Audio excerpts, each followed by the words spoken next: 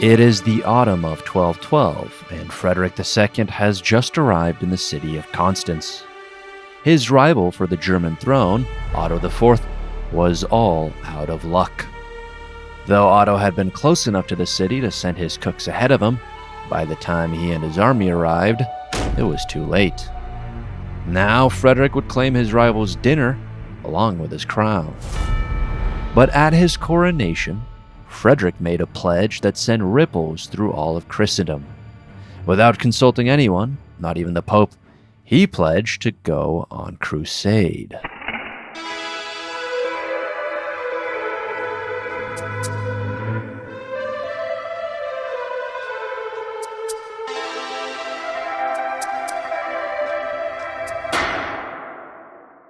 The thing about Frederick II is that he was probably one of the most well-traveled monarchs of his age, bouncing between Italy, Germany, and Jerusalem. If you're anything like him, in the sense that you often find yourself far away from home, then consider using Surfshark, the sponsor of today's video. This is a VPN that I can personally vouch for after using it a bunch in the Czech Republic, where I was filming an upcoming video about the Hussite Wars, coming soon, by the way. While I was there, basically every streaming platform looked very different, and some of my favorite content was nowhere to be found. Surfshark helped me get around this problem by letting me have my pick of IP addresses. It's definitely a tool I'm going to use again when I travel abroad, hopefully to film my next on-location documentary, provided you guys enjoy the first attempt. If you want to try Surfshark for yourself, then just march on over to the video description and click on the most imperial-sounding link you'll click on all day, surfshark.com/empire. That'll get you a generous 4 extra months on top of the 30-day money-back guarantee. Thanks again to Surfshark, and now, without further ado, let's get back to the video. Frederick's victory over his rival Otto was less an outcome of winning battles, and more an outcome of winning hearts and minds. From the moment he stepped foot in his fatherland, the Golden Child of Apulia, it was a contender with the right name, the right story, and all the right talking points. The German people sympathized with his travails in Italy, and the magnates believed he would honor their rights and privileges. Still, battles had something to do with the outcome as well. After a calamitous defeat at Bovines, one of the bloodiest battlefields in the medieval period, Otto was all but neutralized as a political threat.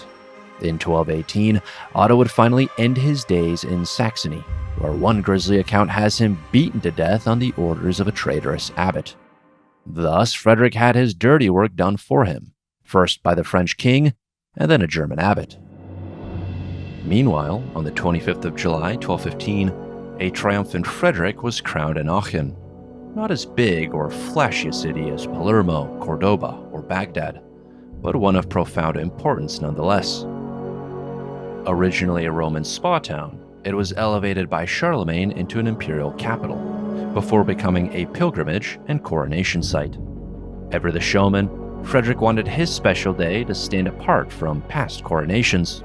So after receiving the coronal kit and caboodle, with its orbs and scepters and oils, the new king rolled up his billowy sleeves and joined the workmen tasked with reburying the body of Charlemagne.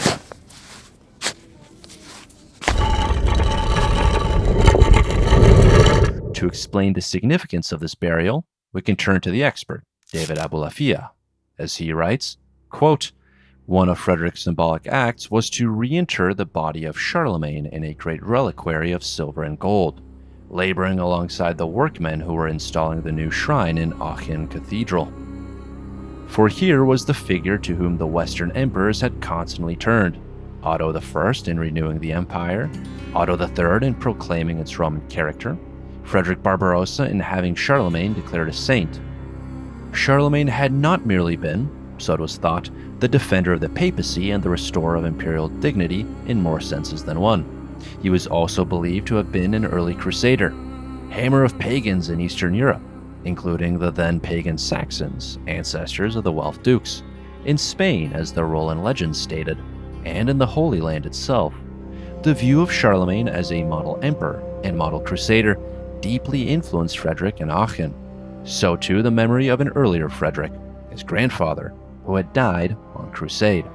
So, after Mass was ended, Frederick II took the cross and vows, in the manner of a crusader, exhorted his followers to do likewise, and spent the following day, a Sunday, in the cathedral from dawn to dusk, listening to Crusade sermons." End quote. Curiously, for all the historical context leading up to this moment, Frederick's announcement took everyone by surprise, most of all his former guardian, Pope Innocent III. In all likelihood, the whole thing was a rare moment of youthful overenthusiasm, because by the time the boy king actually stepped foot in the Holy Land, he was no longer a boy.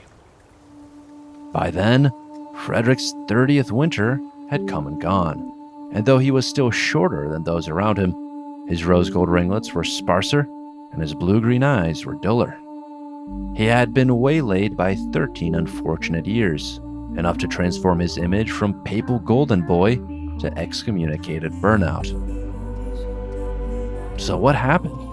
Well, in a word, politics. Even in his youth, Frederick II was a more careful and calculating type than, say, Richard the Lionheart or Frederick Barbarossa. That is why the king decided he was best served shoring up his position in Germany, as opposed to rushing headlong into a foreign misadventure. Thus continued a kind of royal Wanderjahren, or apprenticeship north of the Alps. The king waited patiently for the death of the claimant Otto, repaid the favor he owed to the King of France, and continued appeasing the German aristocracy, eventually signing a treaty with the realm's bishops. Yet Frederick's Wanderjahren were also spent going back and forth with papal envoys, first with those of Innocent, and then with his successor, Honorius III. As it happens, Honorius was none other than Cencio, the king's former tutor. That made him another kind of father figure, like Innocent, someone that Frederick could work with, even in spite of their diverging agendas. Though the two parties remained deadlocked about the Fifth Crusade, they more or less reached a compromise about Frederick's imperial coronation, making the realm even more of a family-run operation. Since the age of 14, Frederick had been married to a Spanish princess 15 years his senior, a match brokered by Pope Innocent himself. Coincidentally, this royal bride was named Constance, a fact which made the marriage all the more edible in nature. Because of her advanced age, Henry was the couple's only surviving child. His auspicious birth in 1211 effectively enabled Frederick to claim the crown of Germany, the reason being that he could appease Pope Innocent by giving Sicily to little Henry. By 1220, a kind of royal switcheroo took place. Little Henry became the nominal king of Germany, while Frederick was reinstated as king of Sicily. It was a good deal, a kingdom for an empire, allowing Frederick to be crowned Holy Roman Emperor with papal dispensation. There was, in fact, a rhyme and reason to this song and dance. Like Innocent, Honorius was trying to avoid an encirclement of Rome, and a division between Germany and Sicily seemed like the best way to accomplish that. The whole nepotism thing was less than ideal, but given that this was an age when sons and fathers were often at one another's throats, it could be overlooked. Who was to say? Maybe one day, little Henry would stand up to his father and rule in his own right, and that would be just fine with the Pope. But much to Honorius' disappointment, Frederick continued to put off his crusade even after his imperial coronation at 1220. This was understandable, however frustrating. The emperor had spent the last 8 years in Germany, and he was now focused on consolidating his rule in the Kingdom of Sicily, a natural launching pad for any expedition of the cross. Yet the outcome of the last crusade, the fifth one, did not bode well for any such endeavor. After the Crusaders got literally bogged down in the Nile Delta, the forces of the Ayyubid Sultanate swept down upon them in the decisive Battle of Mansurah.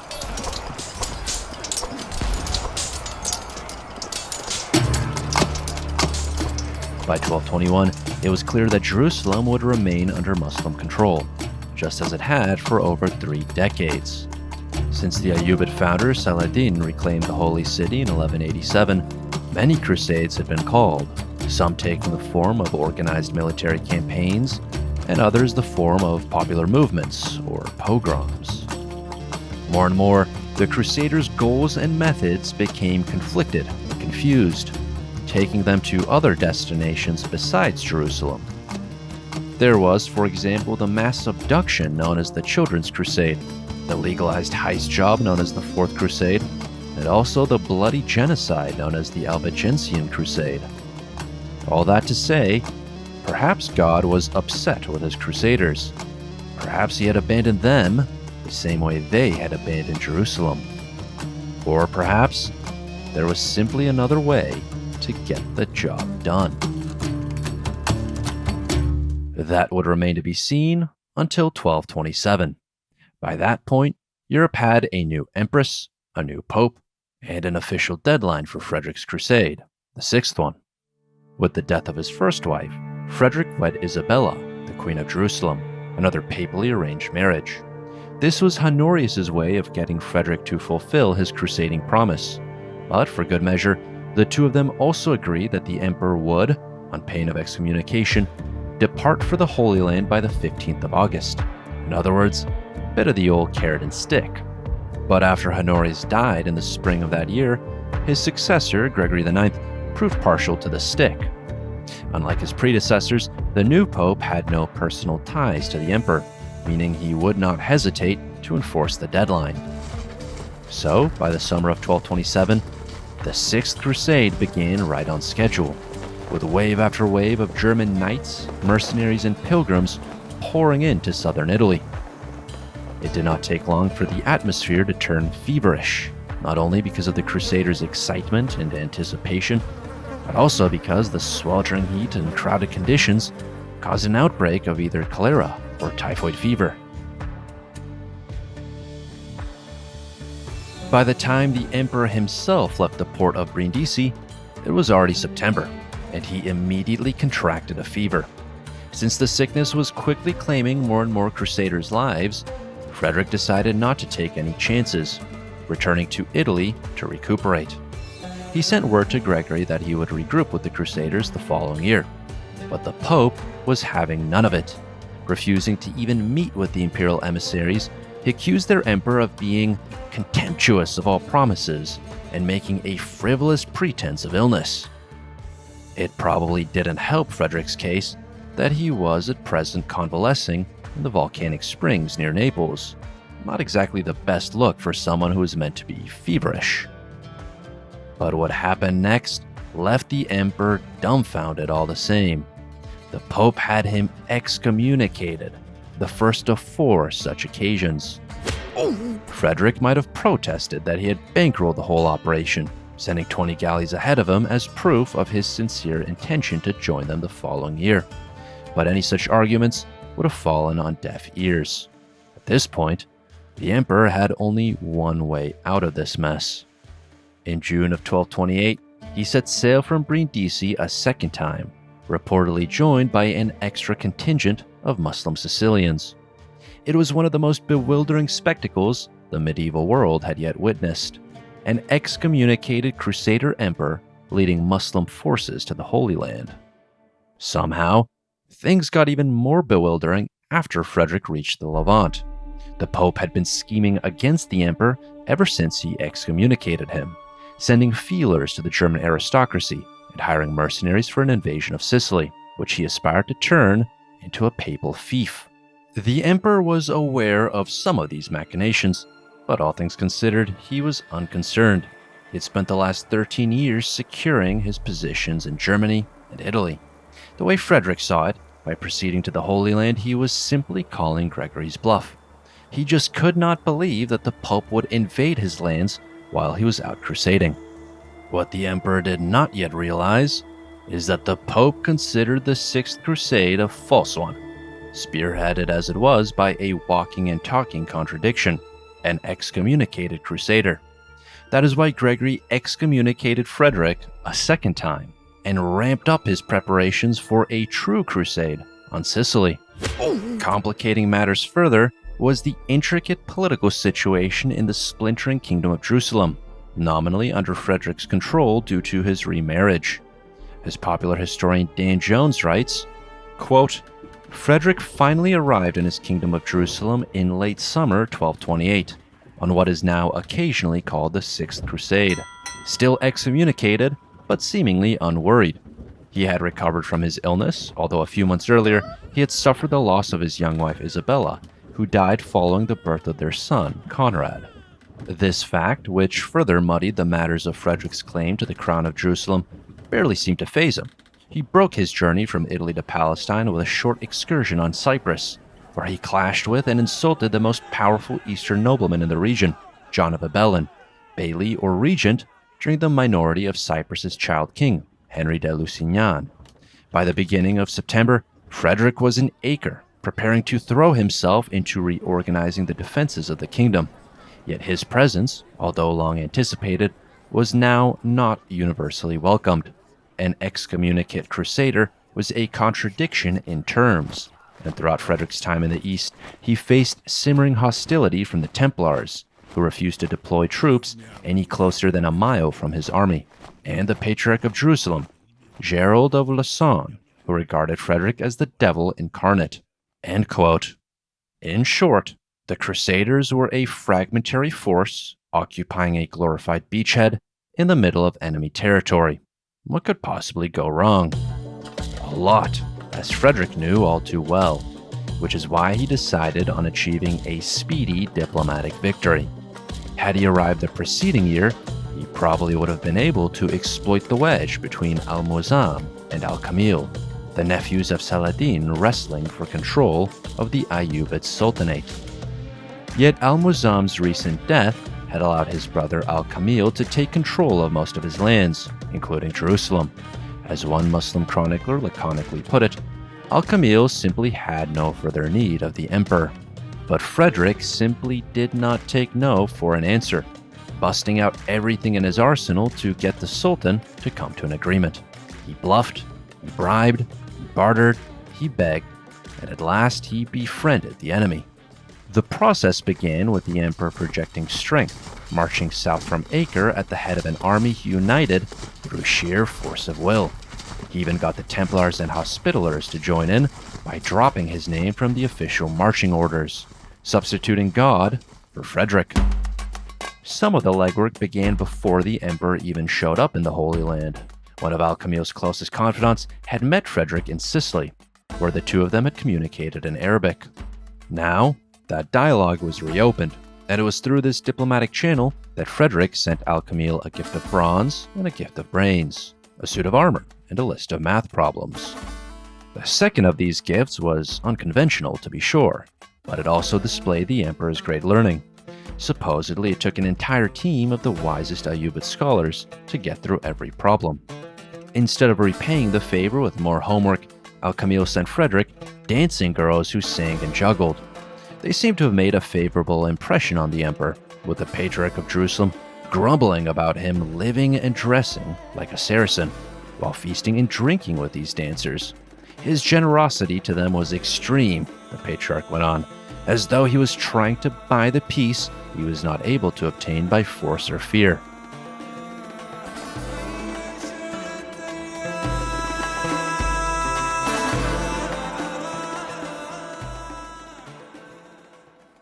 In the end, though, it was not the Sultan's greed, but his indifference that made all the difference.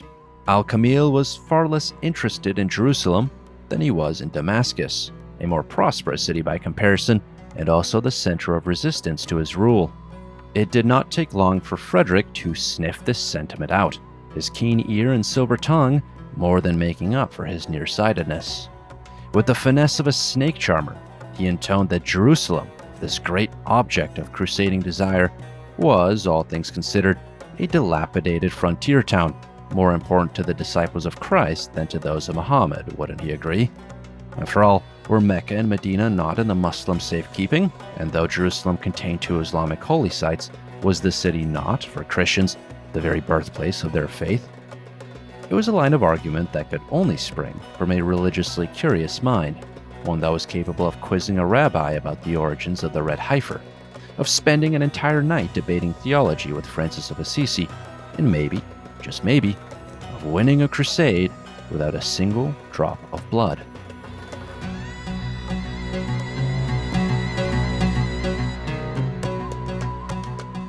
Within a few months, Frederick's entreaties formed the rough sketches of an official treaty. The Sultan insisted on an undefended and partitioned Jerusalem, and though this turned the deal into a kind of convoluted, proto-UN resolution, it effectively kept Jerusalem under Christian control for the next 15 years. Under the terms of the agreement, Muslims kept the Al-Aqsa Mosque, the Dome of the Rock, and various peripheral settlements, while Christians got Nazareth, Bethlehem, Calvary, unrestricted access to the Temple Mount, and various coastal towns connected to Jerusalem by a narrow strip of land.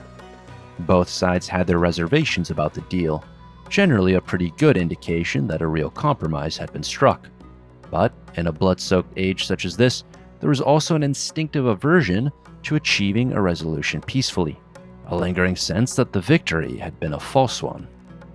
Beyond dispute was the material reality, which made Frederick's expedition the most successful since the First Crusade. That is why on the 17th of March, 1229, the emperor treated himself to a victory lap around the city of Jerusalem, even if he did in fact find it a half-emptied shell of its former self. As one chronicler writes, quote, "When Frederick saw the Holy Land, which God had so ofttimes commended as a land flowing with milk and honey, and most excellent above all lands, it pleased him not, and he said that if the God of the Jews had seen his lands of Terra di Lavoro, Calabria, Sicily, and Apulia, then he would not so have commended the land which he promised to the Jews." Another apocryphal story recounts that the Islamic call to prayer was suspended on the night of his arrival. When the next day he inquired as to why, his Muslim host explained that it was out of respect for his imperial majesty, to which Frederick replied that his chief aim in passing the night there was to hear the call to prayer given by the muezzins, a sound he had heard many times in Palermo. A third story hints at the emperor's more playful side. After reaching the Dome of the Rock, he noticed an inscription reading, "Saladin purified this city of polytheists," prompting him to ask who those polytheists might be. Frederick probably knew very well that this was a shared misconception between Christians and Muslims, with both sides accusing the other of a belief in multiple deities.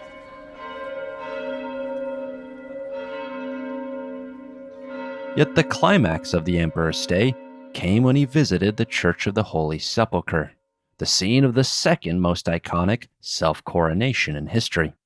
For it was at that church altar that Frederick took the crown of Jerusalem and placed it on his own head. Writing to Henry III of England, Frederick proclaimed that we, as being a Catholic emperor, wore the crown which Almighty God provided for us.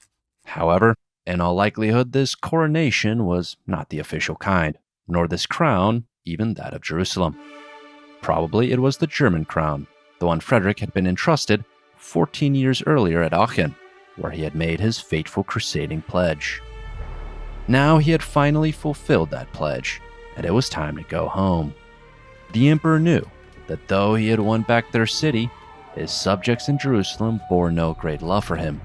The butchers who had pelted his unmoored galley with offal had made that all too clear. No, Frederick's place did not lay in Jerusalem. It lay in his beloved Sicily, which at this very moment was being invaded by papal forces.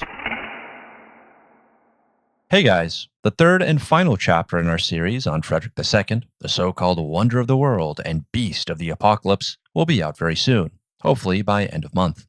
Like this video, it's going to be available early to patrons, who I want to give a big thanks to for supporting this channel. Another big thanks to Surfshark, the sponsor of today's video, whose link you can find in the description.